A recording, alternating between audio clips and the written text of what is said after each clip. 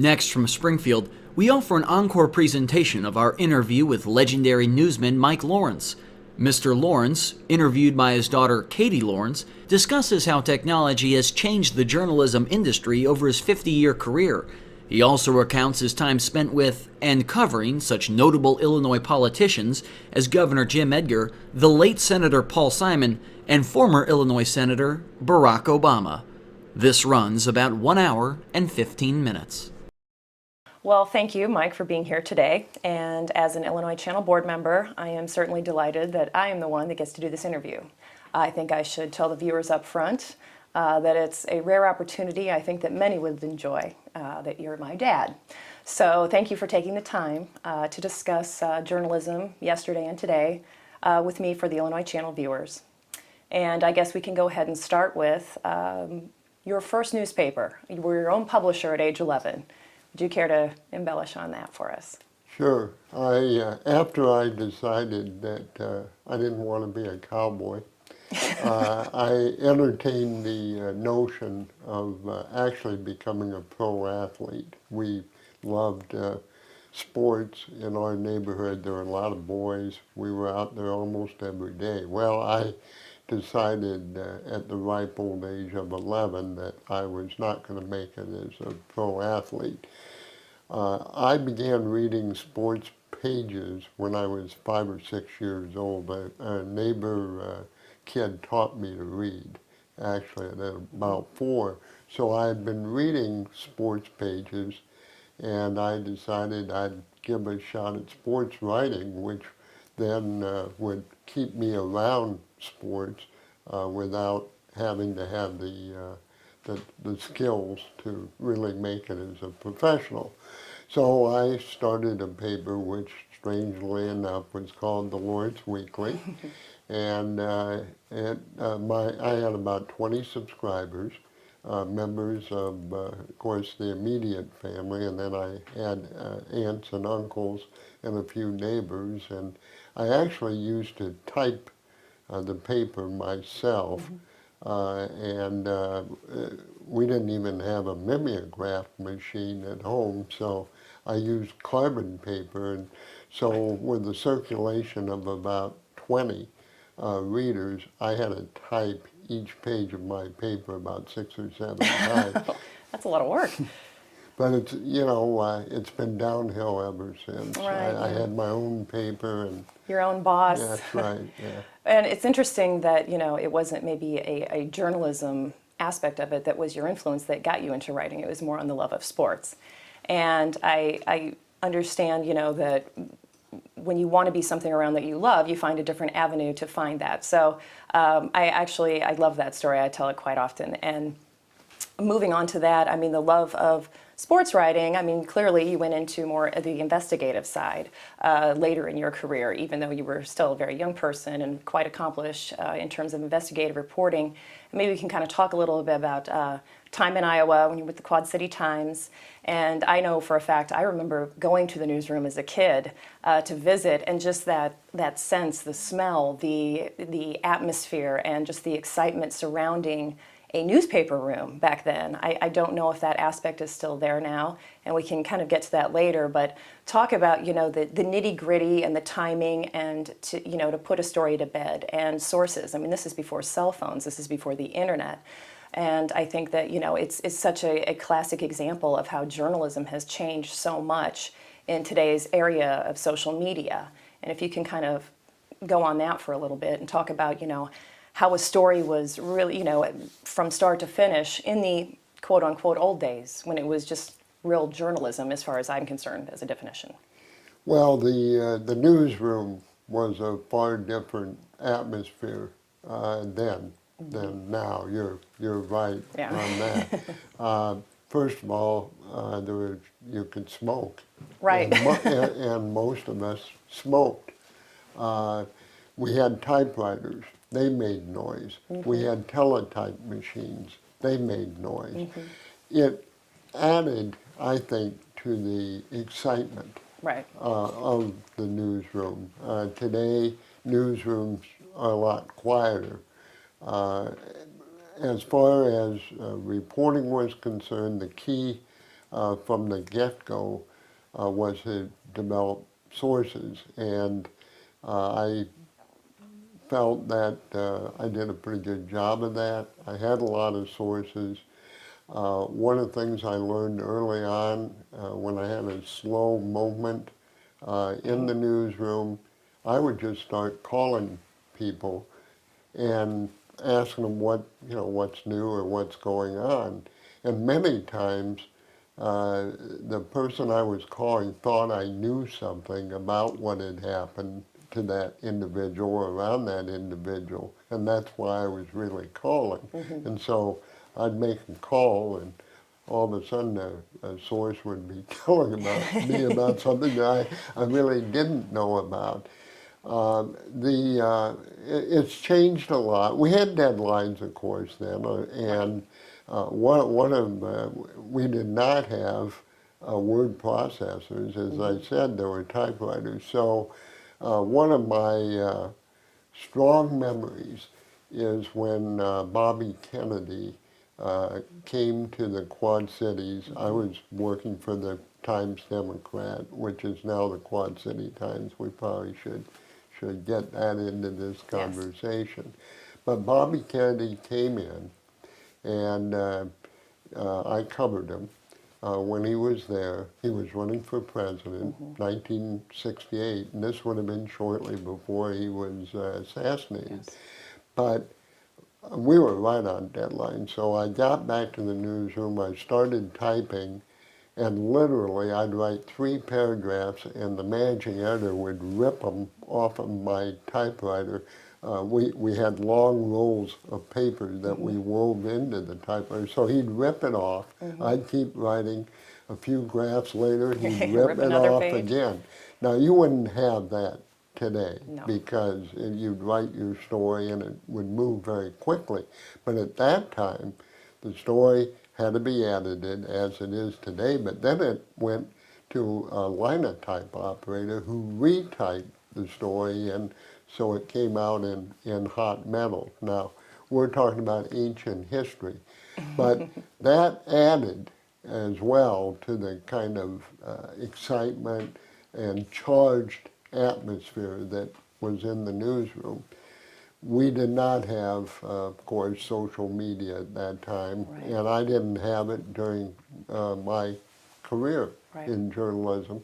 I didn't have it when I was a press secretary, and today I don't think I'd enjoy being a journalist or a press secretary as much because of the social media add different dimensions, and it's much more, for a reporter, there's a lot of instant kind of reporting that you do if you're a professional reporter, and you're tweeting, you're blogging, and I always appreciated the fact, even though we had deadlines, we had a couple every day. We didn't have a deadline every 5 minutes or every 10 minutes. So that gave me the opportunity to go more in depth into stories, and also to reflect on what the information I had before putting it out. That's a long answer, but it was a lot of aspects to that question. Yes, that's true. And going on that same line of thought, most people, they got their news, they made a cup of coffee and they went out to their front doorstep and they picked up the print newspaper, and that was their primary source of news for the day. And now, like you mentioned, there's Twitter, there's Facebook, there's bloggers. It's the 24-hour news cycle, of which you really, I think, as a citizen looking at this, really have a hard time discerning what is actual fact, how much fact-checking has gone on, the fundamentals of journalism as I think that they would have been taught in schools 20 years ago. Accuracy. Has speed taken over? You mentioned, you wouldn't want to be a journalist or a press secretary, because it's every 5 minutes you have a deadline. And what is accurate, what isn't? What fundamentals of journalism have been lost in the shuffle with the social media? And how do you even combat that as a reader, even trying to find out, did this individual, are they a citizen reporter? Are they an actual journalist? What is a journalist today? I mean, how do you define a journalist? Well, I think it's very difficult to define a journalist, and right now in Washington, the Congress is considering legislation which would shield journalists from having to reveal their sources. But now you have the government into defining Right. who is a journalist and who isn't. I think it's very difficult to tell. We certainly don't want to get into licensing No. journalists. And I think there are professional standards that I learned in a newsroom early on. You never 100% were unbiased in a story. Nobody is unbiased. Right. But you tried to be fair. You tried to have all sides, and certainly the goal was to give your readers or viewers as accurate a picture of what was happening as you could. Now, you have a lot of people putting information out today in what looks like Yep. news or Correct. reporting, and they've got agendas, and they have not had the professional training, and they certainly don't have the professional discipline of trying as much as possible to take themselves out of the story, be fair to all sides. That's not what it's about for a lot of individuals who are putting information out today. So now you have a public which has access to more information than people ever had before. Right. And you've identified a significant problem here, and that is how do you determine what's accurate and what isn't. And the best advice I can give on that count is go back to the traditional sources. Now they're online, but like newspapers, because the people who are providing the content there are trying to live up to professional standards. Now, some people can argue, well, they're one way, they're too liberal, or they're too conservative, but there are parameters there.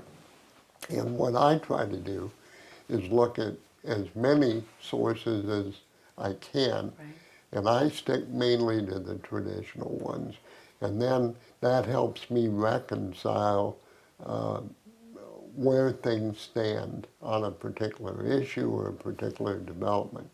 And I think citizens who really care about the issues, whether it be, on the political party side, where I think a lot of what you said is, they're framing their own argument for their own benefit. It's not necessarily looking at a public policy issue on both sides of it as trying to get their side of it out, which other side you look on. And also, too, I saw something that really, I think a lot of people are looking at NPR as a legitimate news source. Not that it always wasn't, but really that people are gravitating more towards that than print media, only because of the number of foreign correspondents that they have now. And really people, I think, genuinely feel that NPR, National Public Radio, of course, is what I'm speaking about, has a better field of journalists that do look at both sides of the story, which I thought was interesting. And I think, talking about print media, I think there was a real opportunity lost there when the internet really started to come up. And I would imagine it would be very difficult for newspapers to overcome that now when you're just in this huge cycle of social media and the fast news cycle where, I think the traditional print media, while it would still be looked at as the standard for journalism, it's kind of gotten lost in the shuffle, which I think is unfortunate. But I'd like to touch on, you said, when you worked for former Governor Edgar, back then, you had just finished up at the Sun-Times. Right. And I know that the decision to go with the secretary at the time was a well thought out one. And originally, I think he had approached you previously, and you weren't exactly done with, investigative reporting yet. So if you could kind of talk about that, and I know many in the industry would look at that as going to the dark side, leaving, journalism to go work for an actual elected official, I know was a big decision. Yeah, it was. I really thought I was going to be a reporter my entire adult life, and that at some point I'd be carted out of the newsroom, and go right into the embalming room. I really thought that that would be my entire career. And you're right. Then Secretary of State Edgar approached me in 1985, actually, about coming to work for him. I wasn't ready, as you've said. I was not ready to leave journalism in 1985. In 1987, I decided that the Sun-Times situation had not worked out exactly the way I thought it had when I made the move over to the Sun-Times. And I called Secretary Edgar and said, if you're still interested, I think I am. And you're right, I had thought this through, but that's actually, it came about that I called him. And we talked, and it didn't take us long, maybe 2 or 3 days, to put together an agreement where I would come to work for him. He was gearing up to run for governor. Right. Governor Thompson was serving his 4th term, and even though there was some thought he might go for a 5th, I mean, as you well recall, people called him governor for life. But it was pretty clear that Edgar would more than likely be running for governor, and I'd gotten to know him through the years. I had a high opinion of him. I thought he was in public service for the right reasons, and so I made that move. Now, at the time, a lot of my colleagues in journalism were stunned. I don't think I'm overstating that. No. I remember right after I went to work for the secretary, there was a column in a newspaper, basically saying this was a great loss to journalism, but also saying, Lawrence went for more money, or like a lot of journalists, he went for more money. Actually, my compensation package was less than I had at the Sun-Times. Right. But I thought to myself, boy, I go to work for Edgar with the idea of helping the guy, and here he gets accused of trying to buy off an investigative reporter right. who wouldn't be writing about him. And anyway, I made that move. It was a major move. And there was a gamble associated with it. Certainly. A big gamble.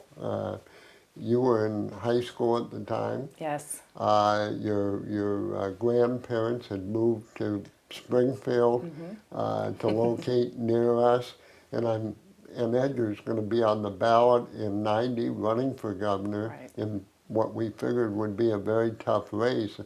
And if he'd lost that race, I would have been out of work, at right. least for a while. Yes. Probably not very long, I would imagine. But, it's interesting, I think, talking about that aspect of it, because I do recall that well, of course, being that age, really a lot of high schoolers think, oh, it's all about me, and all of that, that kind of a self-centered attitude. But it was really interesting because it was very exciting, and I know that you and Jim Edgar have a really very close relationship. You have a lot of the same thought processes in terms of, the right and wrong things to do in terms of public policy and, what the betterment of the state of Illinois, whether you be reporting on public policy issues or you actively be seeking them yourself. I think it would be an interesting conversation to have about going from being the investigative reporter and reporting on certain things that possibly Secretary Edgar or other elected officials would be doing back then at the time, to going to dealing with journalists on the other side. So, whether it be through the gubernatorial campaign or after he was governor, and any kind of major public policy initiative where you would have, you would likely, of course, because you did this, know what questions to anticipate as press secretary, and probably better know how to deflect how a story could be written based on your responses to the media of which you came. So I think I would be interested to hear how that aspect was. And to add to that, was it ever challenging or frustrating, depending on who the reporter was asking the questions, if you didn't feel that their questions were appropriately being asked?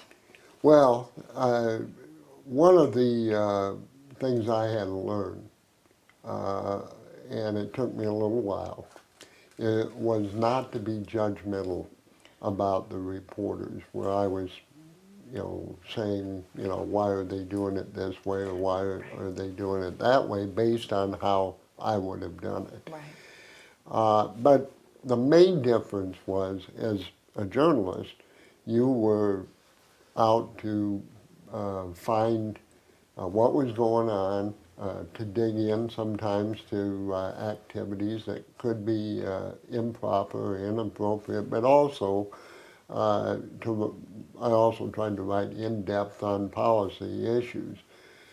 And the idea was you'd do your research and then you'd share it with the public, whatever you found out. Well, as a press secretary, uh,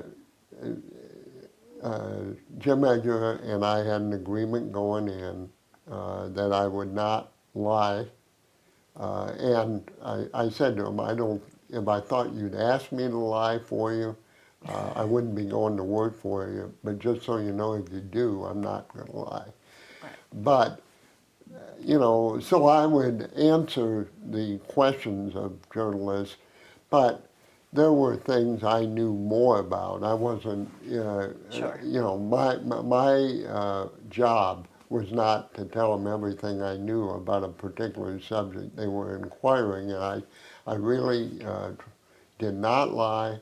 I did not mislead, and I think journalists who were covering us at that time, they might have issues with me, but I think they would say that I did not lie and did not mislead. And I thought that was important, not only for my reputation and credibility, but also for Jim Edgar's. It was, but that was difficult to know things and not necessarily talk about them. Another aspect, of course, of the arrangement I had with Jim Edgar was that I would be in the room when the major decisions were made, and I would have my say. And as you indicated, Jim Edgar and I were on the same page on a lot, I would say 95%, 96% of the policy questions. There were about 3 or 4% where we weren't. And I'd be very blunt with him. He'd be blunt back. There were times, there were conversations when other staff people were almost shaking at the intensity of the conversation between Jim Edgar and me. But the fact of the matter is, he appreciated that feedback, if not at the moment. Right. He did appreciate it, and I felt comfortable after I'd have my say in speaking for him, because I felt he deserved to have his opinion covered, whether I privately agreed with it or not. Overall, I felt he was trying to do a good job, and we're kind of seeping into the governorship here. But even as a candidate, trying to do what was right, and so if we did have some differences, they were minimal compared to the working relationship and the basic fundamental agreement that you alluded to about what government should do, should not do, and what a public servant should do and should not do. And to kind of continue on that point, I think it's critical and crucial that elected officials have that no person. When you have a bunch of yes people around you, you really, I think, maybe get clouded in your judgment because you don't have all the information and don't have all the facts. So how important is it to have an individual, regardless of how painful the experience may be, to have someone say, no, this is really, you've got to look at this from all angles, and I know you would like to see this end result, but here's why it can or can't happen, and here's how we have to get there. Well, I think it's vital. And first of all, that public official has to want people like that around him. And not all public officials do. The instinct of the public official is, I've got a great idea, I want to move forward on it. And if they're talking to the senior staff and you have one or two in the senior staff say, we don't think that's such a good idea and here's why. The typical human reaction will be for the public official to get defensive about it and to say, hey, I'm the governor, or I'm the senator, or I'm the congressman, and I'm going forward with it. But by having people around who will raise these issues, it will at the very least, get in front of the public official the downsides of the policy or the action that he or she wants to take. So again, you have to have the public official really sets that culture. He or she has to be open to that to begin with. And I've known public officials in my life who were not open. And a couple of them got themselves in real trouble. And from the staff standpoint, there are a lot of people who work for public officials who are afraid to confront the public official because, among other things, they might get yelled at. Well, I learned a long time ago in a newsroom that getting yelled at wasn't fatal. So, I did not mind if somebody got uptight with me, but the other thing is, some staff people believe if they raise questions about what the public official's going to do, they won't get invited to the next meeting. And to a lot of people in government and politics, as you know, they want in part for ego purposes, frankly, they want to be in on those high-level meetings, so if nothing else, they can tell people they were in the meeting.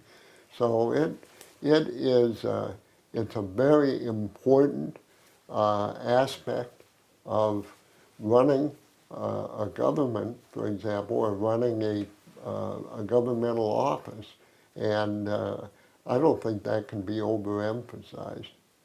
I would tend to agree, and I think there are elected officials who don't want to hear any kind of bad news. They don't want to hear that their possible idea won't work. Going on that, moving forward, and kind of keeping in the theme of journalism, after Edgar had announced that he wasn't going to run again, and you went and joined former U.S. Senator Paul Simon with his institute down in Carbondale, Illinois, at SIU, Southern Illinois University, of course. And then, taught journalism and some other classes that I think would be interesting to hear on how, coming from where you did, from starting with the Lawrence Weekly with the carbon paper, to teaching the fundamentals of journalism and how to be a good journalist and the right things to do in this day and age of social media, where really, I recall you telling me a story that you had a senior who turned in a paper who didn't capitalize her I's. Yeah. And it was just, there's that different aspect. Is it because of texting? Is it because of, the vast amount of Facebook, Twitter, and all that? We're not setting a premium on really the English language as it should be traditionally taught. But who's to say, is that how it's supposed to be taught now?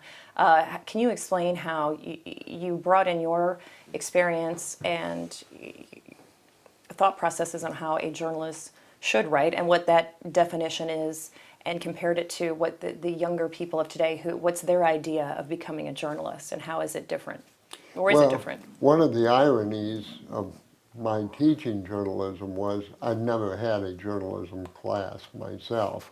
I learned journalism in the newsroom of the Galesburg newspaper, where I worked summers, and 2 or 3 summers for nothing. It was, at the time, I don't think I knew the term internship, but what I was doing was actually an unpaid internship. That's where I learned it. But in teaching about it, I tried to convey the importance of maintaining principles as a journalist. One of the goals that a lot of people talk about was, well, be objective, be unbiased. Well, I don't think any individual can be objective or unbiased. You bring your life's experiences and your views into any situation. But the discipline is to try as best as you can to take that out of what you're doing, even though knowing you can't take it totally out, and basically to be fair. Now, in dealing with well, let me say first of all, I had several outstanding journalism students. They're out there today. They're doing very well. I'm proud of them. But there were, students I had, and particularly I taught for 13 years, and towards the end of that period, I was detecting that there were issues coming into their writing, and you alluded to one where, for example, the word "you" was "you," the letter "U" in the copy. But there were other things too. The attention span was less. They weren't accustomed to writing pieces that might be over 150 or 200 words. So what's Twitter? About 140 characters max, something like that. Characters, not words. So, and the other thing, and this is an overarching problem. A lot of the journalism majors said they wanted to be writers, and they didn't read newspapers. They wanted to be newspaper writers, did not read newspapers. That's a fundamental problem. I learned to write, as I alluded to earlier, by reading newspapers. Now, that's not all there is to writing. The way I taught my courses, I had the students write. I gave them a lot of feedback on their writing. And to me, that's the most effective way to teach that. But the fact of the matter is that if they don't read what I'm going to call journalese, how news stories are put together or opinion pieces, they're at a real disadvantage in writing them. In fact, that's understating it. I emphasize you have to read to write. And now we're going to move into your coverage of your reporting career that started in 1964 and spanned, over 2 decades. And then, of course, your press secretary work and senior advisor with former Governor Jim Edgar. Let's start out with, who are some of the more colorful elected officials in Illinois that you had the privilege to cover, and some interesting stories that you would like to share with the viewers? Well, one of the people I covered was a guy from Southern Illinois named Clyde Shote. He was a state representative and a power in the legislature during the 60s and 70s. Clyde was a Congressional Medal of Honor winner. He actually took on German tanks in World War II. And of course that's a high military honor to win that. Clyde would never bring it up himself, but he always had people with him who, when he was introduced, he'd say, "I'm Clyde Shote," and then they would say immediately, he's a former congressional, or he's a Congressional Medal of Honor winner. Clyde was involved in the longest fight to become Speaker of the House that we've seen in Illinois. It occurred in 1975. And the Democrats had a substantial majority, but they could not agree among themselves on who the Speaker ought to be. Most of the Democrats were for Clyde, but Governor Walker got involved. He was fighting Clyde. He had allies in the legislature. Anyway, there was a standoff. And the way it broke was when a freshman legislator from DuPage County named Lee Daniels, a Republican legislator, actually, they did the roll call orally, and when his name was called, and this is after scores of ballots where Republicans all voted for the Republican, the Democrats were split, Lee Daniels voted for Bill Redmond, who is a Democrat legislator from DuPage County. At that time, there was what they called minority representation. Well, the place went up for grabs.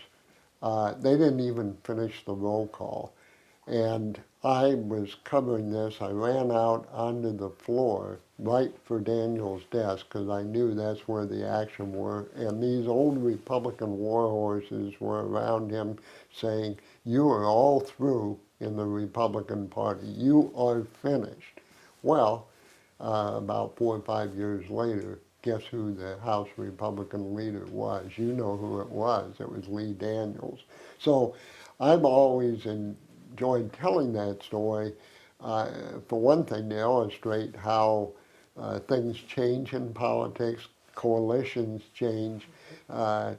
Lee Daniels looked like he wasn't going anywhere at that moment, and he ended up being the leader. There were other characters, of course, through the years. Jim Thompson was very colorful to cover, and the story we've always enjoyed telling in the family was about a neighbor in Davenport by the name of Jim Dietz, who had a former neighbor. We were now in Springfield, but for whatever reason, this Iowa guy had a fascination with Thompson, and he would always ask me about Thompson. Well, one day he flew down, he piloted his own plane, flew to Springfield for a business matter, and we had set it up for him to meet me in my office in the press room. Well, he walked into my office, and there was Governor Thompson on the couch, sprawled out on the couch in my office. Now, I didn't plan it that way, as we know. What had happened was that Thompson had criticized a story I had written in a television appearance over the weekend. And I had gone down to the press office and had it out with the press secretary over it. And I went back upstairs, and the next thing I knew, Thompson was walking into my office saying, "I understand you and I have a problem." And then we sat down and talked about it, kind of laughed about it after a while, and then Jim Dietz walks in, and he was just, awestruck, really. But I don't want to get into a rambling answer here, but that was one of the things about Thompson. I'd mentioned earlier that Dan Walker had been governor. There was a confrontational atmosphere in the State House between the governor and the legislature, also between the governor and the media. And Governor Walker, for his last 2 years, came to the press room one time where, the reporters had their offices. And he came there because, as you know, attached to those offices in that suite was what they called the Blue Room, where politicians would do news conferences. Well, this was a situation where leaders of organized labor wanted Walker to be there for something they were doing. That was the one time in the last 2 years. Now, Thompson becomes governor, and he's a schmoozer. So he would come into the press room. Frankly, I think the statute of limitations has run here. There was alcohol in that press room. And Thompson would sit down and come in your office and say, "What are you drinking?" And, you'd have a drink with him. That got to in a way, I think all of us kind of welcomed that attitude from the governor. We were, had a little bit of combat fatigue from dealing with Walker. But it didn't take long for that to begin to raise questions about how you're going to write critically if you have to about this guy who's in your office maybe while you're beginning to write the piece. Well, and who you personally like. I Yeah. mean, who's personable. Yeah. And I think that brings up an interesting point. I know we've talked about this in the past, with different personalities, whether you be a legislator or a governor. And Thompson was notorious for that. And of course, I was fairly young when I started out in this business, and I remember being a page in the Senate, and Pate Phillip was then the Republican leader, and Phil Rock was the president of the Senate. And Thompson would come on the floor at the end of session and plop down in a chair next to it, and it did. Going back to the first segment where we talked about the excitement that being in a newsroom where all the different noises in the old days was. I mean, it was a very similar concept where, it said that, one, I'm acknowledging the General Assembly. Some governors do that better than others, and some believe that that's not their role. And I think you can go on both sides of that issue. Mm-hmm. But Thompson certainly was, and as you mentioned, that he was really the first governor to go on and really lobby for pretty big issues on both the House and Senate floor. I didn't know that. I find that fascinating. But yeah, he was always pretty active, and people liked him. They thought of him as doing a good job, but also there was something about his personality that people wanted to be around him and support him, even if they didn't always agree with him. Because I think, if I recall, the unions were actually supportive of Thompson in his third re-election, or Well, it's hard to keep track of all. Oh, I know. He was in their re-elections. office for quite some time. But Yeah, he was in there for 14 years. But yeah, he got along well with people. He had his issues as governor, and by that I don't mean to imply anything in the ethical area, but it wasn't all sweetness. As a matter of fact, one of the classics, and you mentioned Senator Phillip, the presiding officer of the Senate, was when Thompson decided in 1983 we needed an income tax increase. And the Democrats, Phil Rock, the Democrat leader, endorsed it almost right away. But other Democrats say, wait a minute, it's a Republican governor, we got to have a Republican sponsor on that bill. Well, the Republican sponsor, of course, would have been the Republican leader in the Senate, Senator Phillip, and he was very, very reluctant.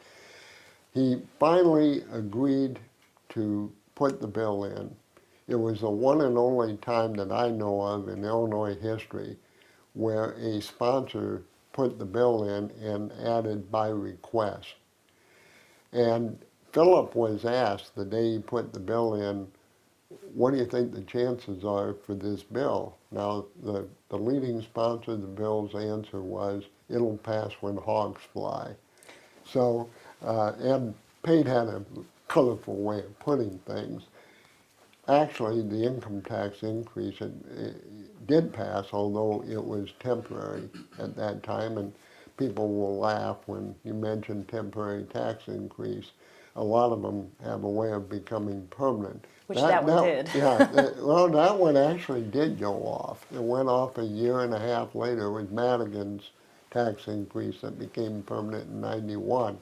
But it went off, but there was probably what you're thinking of, there was a sales tax increase, and that was permanent. Okay, I could be getting that confused. Yeah. I do remember being in the Senate, and that was the surcharge that was made permanent, and that was, okay, so we're 89. Talking about, yes, 89. The years go by. It really, truly, they do. But you brought up Speaker Mike Madigan, who is now, I think, in the running to be, if not already, the longest-serving speaker. He is. In the nation. In the nation. In the right. nation, yes. Certainly in Illinois. Yeah. And, it's interesting, obviously the longevity of his career just in general, and the numerous people who have worked for him. You really have a lot of people who are now, and have been for years, all over state government, that at one point worked for the Speaker of the House. Now, of course, you also mentioned Republican leader Lee Daniels, who did a very short stint in the late 90s as Speaker. Yeah. It was a quick 2 years Right. before Speaker Madigan took back control. But anything that you care to, talk about? I know when you were with Governor Edgar, you always maybe didn't see eye to eye with the Speaker of the House on certain, policy issues and so on and so forth. And how is that, aspect of working with him, and then you have of course the Senate side of things that partially were Senator Pate Phillip, who you also mentioned, and just the kind of atmosphere and the mood back then. I mean, I kind of seem to recall it, and there were times where things went fairly smoothly and times where they didn't go all so Yeah, smoothly. there's a controversy now because Pat Quinn cut off pay for legislators, which I think was not a good move, particularly in the long term. But back then in the governor's office, there might have been days when I would have been in favor of eliminating the legislature. But in my cooler moments, I then return to the separation of powers that our founding fathers in their wisdom established. Madigan, of course, is one of the most fascinating people that I covered or worked with in government. First of all, there's the Madigan mystique. And I think he's created that in 2 or 3 or 4 ways. One is he outworks everybody in that what I call the island of state government. I mean, he outworks everybody on the island of state government. Jim Edgar worked very hard, but Madigan outworked everybody because it was just something he did almost, 24/7. He has personal discipline. He for lunch every day eats sliced apples. Maybe not every day, but I think almost every day. But it's more than that. Most people who are in politics, they want to talk. And Madigan has the capacity not to talk. Now, that frustrates people. It frustrates the media when he won't talk about something for a period of time, or at least not say where he is. But that actually empowers him because he's able to, hold his hand without exposing it for a longer period of time than others. And he also is someone who knows his members on the House Democrat side and has a very good sense of what he can push them on to vote for that won't hurt their chances for re-election, and what he's not going to push them on. The other thing with Madigan, and there are negatives, and I can get to them in a couple of minutes here. Well, not a couple of minutes, we won't take that long. But one of the things about Mike Madigan, if he gives you his word, he keeps it. If he says he's going to do something, he does it. And that's getting to be a rarer quality in the State House. Madigan and Edgar, the first term was a little rough.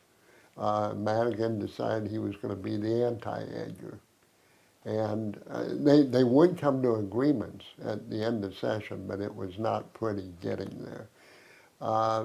The second term was different. Madigan had been beaten. He was out for the 2 years. You referred to that. And he really came into Edgar and said, you know what? I learned I can't fight you all the time. There are going to be things we disagree on, but I'm going to be your ally when we do agree.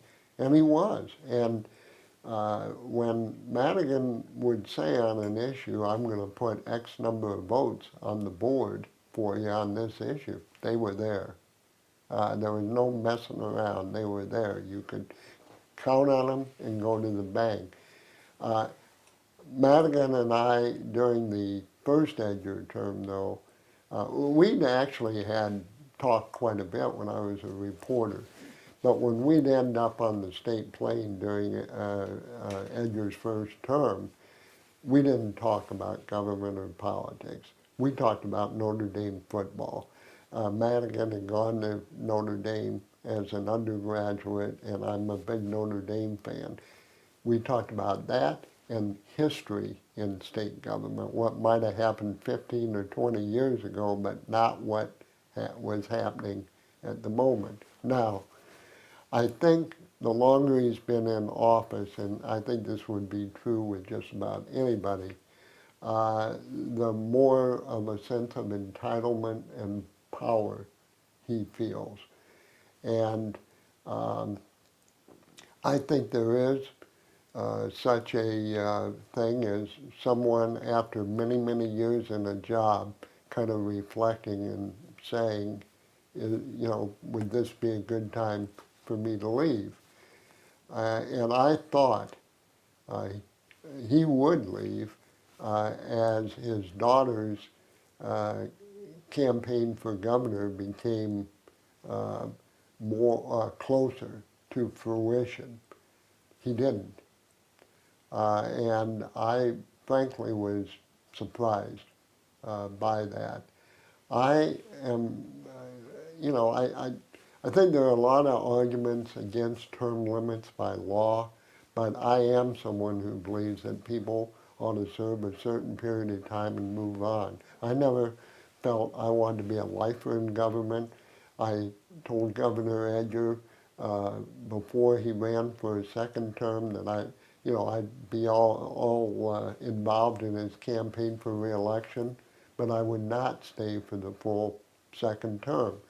Edgar himself made a wrenching decision not to run for that third term. It was wrenching. It's hard to leave those spots, but I do think that those in public office ought to consider the fact that there's a season for everything and for everyone. Yeah, and I think that's an excellent point, and it kind of goes back to what we were speaking about earlier in the segment, that you know, you always want to have somebody who is going to be someone who is going to tell you that straight, like, you know what, it might be time. And I think it would be hard, like you mentioned. I know that Governor Edgar did very much so struggle whether he was going to go further in his political career or not, and just say, you know what, I've done what I wanted to do, I'm comfortable with my choice. That would be difficult, particularly because, I mean, his popularity at the time was still off the charts. And I think that would be difficult for an elected official, just to walk away from something that really that's what you've known and done, and are good at. Yeah. So I think, you know, and you're right about the Madigan mystique. It's always been fascinating, and I don't care what age you are or what level you work in state government. I mean, I remember distinctively when I had a job that allowed me to go on the House floor and the Senate floor. And when he would walk onto the House floor, the entire room, and it didn't matter if you were Republican or Democrat, was silent. You could hear a pin drop. And it was almost as if, you know, I don't know if he even recognized that or not. My guess is, you're right, he plays his cards very close to the vest. You really never know where he's at. When he does speak, it's very well thought out. I heard him a couple times, of course, you know, the pension crisis in Illinois, where, you know, he spoke about what he would like to see happen in regard to that. But it's very robotic and very intentional. And but it does work for his intimidation factor, because it's certainly there, whether he has actually orchestrated himself or not. It definitely is still there, and a very active part of that whole dynamic that goes on with the legislature and, you know, the governor's office and state government in general. Other characters, I think we'd be remiss if we didn't mention, you know, the current president, Barack Obama. I distinctly remember, I believe at the time I had my consulting practice, but you asked me if I had met the new state senator yet. And at the time I hadn't met Barack yet, but you told me, and I remember this distinctively because I do listen to what you say. You said, well, he's really something. You should meet him. I'm impressed by him, and honestly, I think he could go all the way. Now, what I thought you meant is possibly governor. You didn't mean that. You meant President of the United States, and ironically, years later, he's the President of the United States, which was kind of telling and revealing. But I remember the first time you met him, and he was very active in the first ethics reform. It was spearheaded really by the Paul Simon Public Policy Institute. Yeah, and he worked well in that project. We had 2 Democrats and 2 Republicans from the legislature working together, and in that bipartisan situation, he worked well. He had his thoughts about where campaign finance ought to go, and some of those things were adopted, some were not. And yet he recognized that, you know, a lot of reform is incremental. So, but one moment I remember, we were getting down to the wire about if we were going to get something together, actually getting it through in that session. I mean, the session was about a week away from when it was supposed to end, and he had, we had an issue when we went to draft the legislation.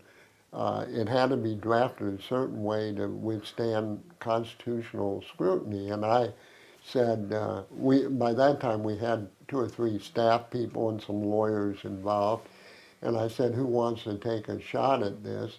And Obama said, well, I will. And I said, well, I don't know anybody better than a constitutional law professor from the University of Chicago. Well, he did that, but the next day he was supposed to have that language. And he came into the meeting. By that time we were meeting every day. And I said, well, the first order of business here, Senator, do you have that language? And he said, well, I'm sorry, I left it down in my office. And I can get pretty intense, as you know. And I said, you know, we don't have much time. We've got to, we got to move. He said, oh, okay, come down to my office afterwards. Well, I went down to his office in the Capitol, and he said, here it is. He said, you get pretty intense. And I said, well, yeah, I do, and, it's all about my view of how you get things done. He said, we're cool. Well, I thought about that, of course, when he became the leader of the Western world. I've thought about that moment a few times. If we've got time, I'd like to talk just a bit about Governor Ogilvie. We're going a long way back. But Ogilvie, first of all, the first time I met Ogilvie was, we were at a fish fry in Henderson County, and which is on the Mississippi River. And I knew Ogilvie was then president of the Cook County Board. And I knew that he was starting to run for governor. If he was at a fish fry in Henderson County, he was interested in being more than president of the Cook County Board. Well, there was a long line of people waiting to eat fish.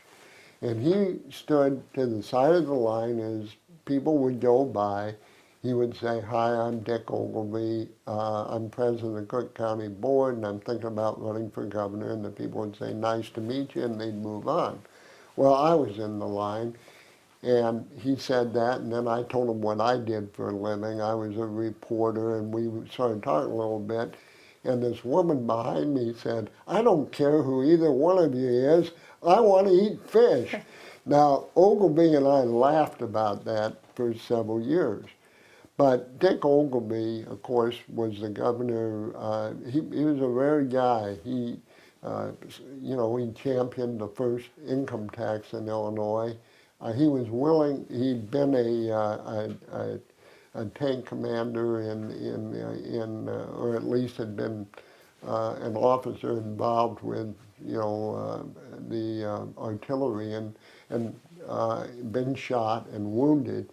But he had gone to Yale, and as he told me in an interview, he and his classmates were told, if you're fortunate enough to be here at Yale, you have a responsibility to lead. And that was the attitude that Dick Ogilvie took into the governorship. Now, it was interesting. I told you about and your viewers about the fish episode.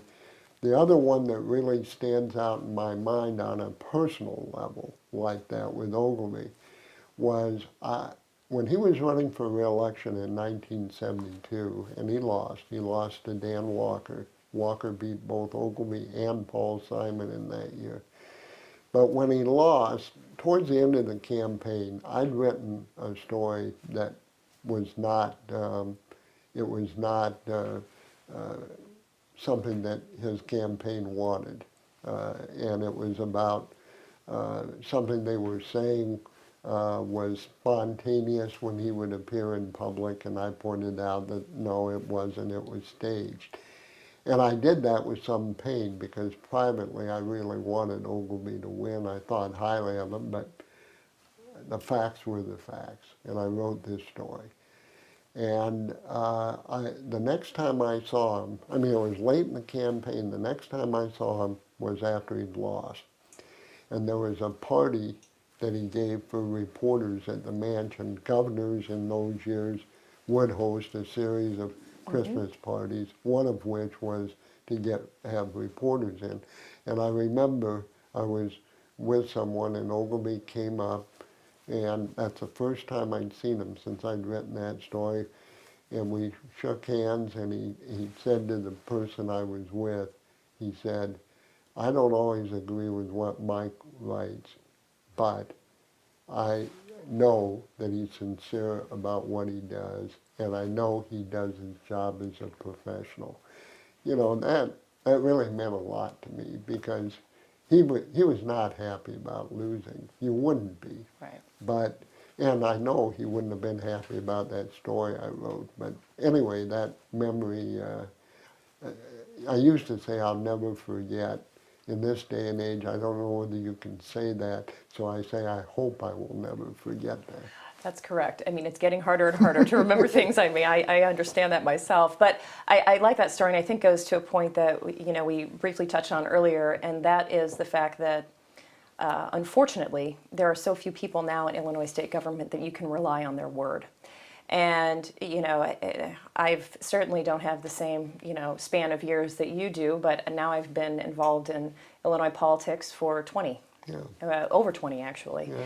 And the fact of the matter is, a couple people we've touched on, you're absolutely correct. If they told you something, their word was good. And there's way too many individuals now that either won't give you an answer because they don't want to be on the hook for stating one way or the other they're going to vote on a piece of legislation, and or they just don't have enough respect overall for the process anymore, where they just don't care if they say one thing and do another. And that's fundamental It to is the fundamental. process, as you know. You've got to have that trust there, that even if you disagree on an issue, you know where the other person is. Right. And that allows you then to work together on the next issue. And it's part of being a professional, and I'm proud of you and the professional that you are. And I just think it's essential. And as a reporter or in government, I made sure that if I said something that I was going to do something, that I did it, or there were times when I didn't particularly want to say it because I knew it would make the other person unhappy if I said it, but you say it. And that's really being fair to other people when you do put it out there and let them know where you are. And then you deliver one way or another on where you are. Well, and there's no shot at second credibility. You've said that to me for Yeah. years, and you know, integrity is such a important aspect of it that I fear has gone too far on the wayside. That's not to say everyone has that issue now, but you know, it's fewer and far between. And you're right. I mean, if you're Wood, it's similar to being a reporter. You know, as somebody who is an advocate for public policy issues. Right now, my subject matter is different than my primary manufacturing business background. But you know, you have to have that credibility with someone. I mean, if they need information from me about a certain thing and how it impacts whatever issue, I've got to be straightforward. I've got to give all the information. And a good lobbyist, like a good reporter, it tries to tell both sides of the story. Right. I mean, you have to give as fair, and just hope your side of the argument that given day is better. But nonetheless, either way, you're going to win some, you're going to lose some. I equate it to that very often. Well, it might not be this best issue, and it may go down in flames when I want it to pass. But there's always going to be another piece of public policy. We all have to work together, but you've got to have that commonality. You've got to have that trust factor. Because without it, it's very hard to do that kind of line of work when you can't trust those that you look to. Yeah. Well, I think that's one of the problems today with the dysfunction of government, largely here and in Washington, but particularly I pay attention to Springfield and the State House. There is a fundamental lack of trust among the leaders, the governor and the leaders. And it is very difficult, if not impossible, to do business when you have that lack of trust. And true, and then the atmosphere can become quite toxic when you have that kind of an atmosphere. Yeah. I really noticed it, and we didn't talk about this personality. We certainly don't have to spend a lot of time on it, but when Rob Blagojevich was governor of the state, I mean, the absolute toxic atmosphere in the Capitol building was palatable. I mean, you could cut it with a knife. It was very interesting, and you know, in a lot of respects, very sad, because you know, you think Illinois has got such a horrible reputation nationwide now. People, I mean, it's kind of a joke. When one of my previous employers, I traveled a lot to Minnesota, and I mean, I recall walking through the airport as if I had Illinois tattooed on my head, and they were arresting, and I'm looking down, and nobody knows I'm from Illinois walking through the airport. But nonetheless, it was one of those moments where you think, oh, geez, what's next? When is the other shoe going to drop? But Yeah.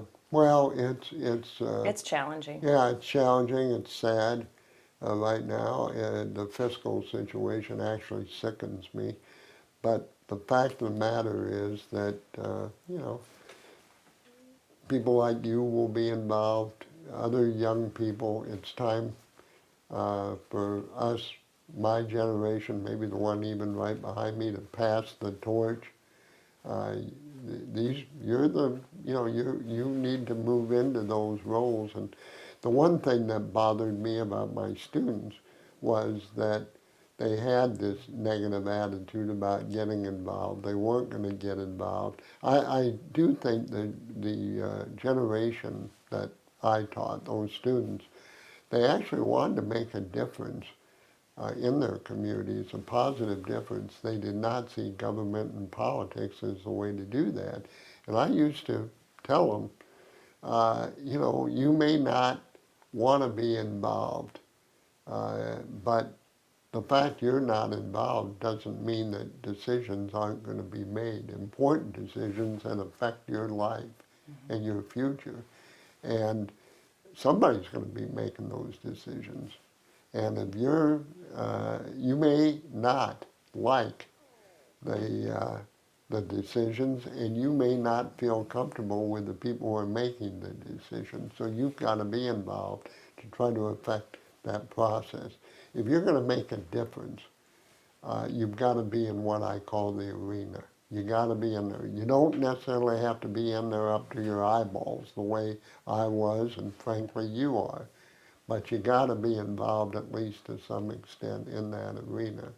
And for that reason, I'm proud of the fact you are involved, and I have no regrets about the time that I was more deeply involved, and even at my advanced age now and in retirement, I have stayed involved to some degree in the arena, and I think I'll always be involved as long as I have the capability to do so.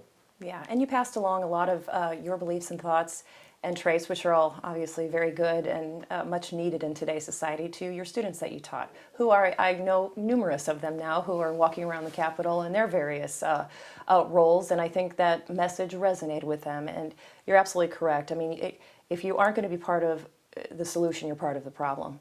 And by not engaging, when you do want to make a difference, is being part of the problem, because I think that we need some fresh ideas. We need younger people. We need to have a more open conversation on how we move this state forward, because it's in anyone's benefit. I mean, you're reading all over the place, whether it be businesses are leaving Illinois, or citizens who are just fed up with how things are not moving along. And I think that we all have a responsibility, and it's people like you who have the institutional memory and the experiences that you do that make what you have to say valuable, and then it's the energy of the younger generations coming up that can put those good ideas into motion. So if you could touch on the quintessential Paul Simon, that would be great. Okay, well, yeah, I'm glad to do that. I had known Paul for more than 30 years before we began working together. Now, I knew him as reporter to public official, reporter to candidate, but I saw the opportunity to work with him is a real plus. And he and I developed a really good personal relationship as well as a professional relationship. And Paul was somebody of high integrity. I think that's probably how many Illinoisans remember him, or at least look at his principal asset. I mean, Paul was a liberal, and there were conservatives who voted for him every time he was on the ballot because they knew that the beliefs he held were sincere and that he was an honest individual. What a lot of people didn't recognize about Paul, and I didn't, in those first 30 or 35 years I knew him, was how intense he was in his own way. Not the way I was intense, not even the way that Jim Edgar was intense internally. Edgar was pretty cool externally. I hope I was too. But Paul did not want to waste a minute of a day or a week or a year. He was driven in that sense. He knew that, like with all of us, there was going to be an end point, and he wanted to get as much done in that time as he possibly could. So one of the stories I remember was we were on a Sunday afternoon.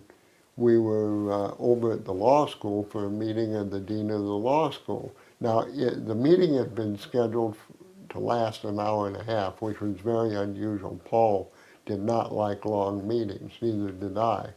But we were talking about an upcoming initiative. Well, we got done in 45 minutes. We had another event then at, maybe 2 hours later. I said, now, Paul, you've got an unscheduled 45 minutes or an hour. We're right across from the campus lake. You can take a walk around the lake. There is a nice path. I said, the law library is here. You can go in and read. And he laughed. He knew what I was getting at. He said, no, I'm going to go back to the office and dictate some letters. I mean, that was Paul. But the other thing I've told people about Paul, he had an impressive public career. A lot of people don't realize that he was a sponsor, one of the chief sponsors of legislation to establish the community college system in Illinois. He went to the federal level, sponsored literacy legislation, was viewed as somebody who would stand up on the floor of the Senate and talk about issues in a way that most politicians would not. But where I saw in him, and I came to realize in him, was that he made more of a difference than any public official I worked for, or not that I worked for, that I interacted with, in meetings, just brief meetings with individuals. He could, for example, there was a bellhop at the Hyatt Regency on Wacker Drive. And this young man, Paul would engage people in conversation, and he would, ask them about themselves. Well, this young man was trying to debate whether to go on with his education. He was trying to make some money.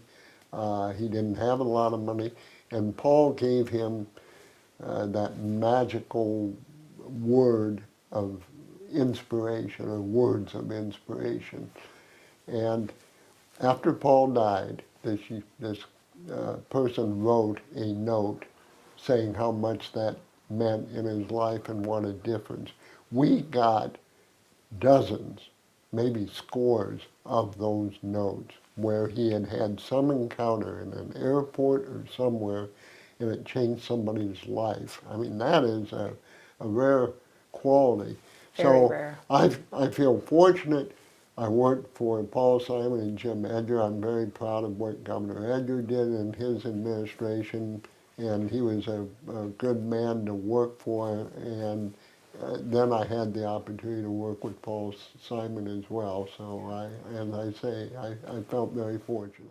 With that, thank you very much. This has been an opportunity of a lifetime. Same for me.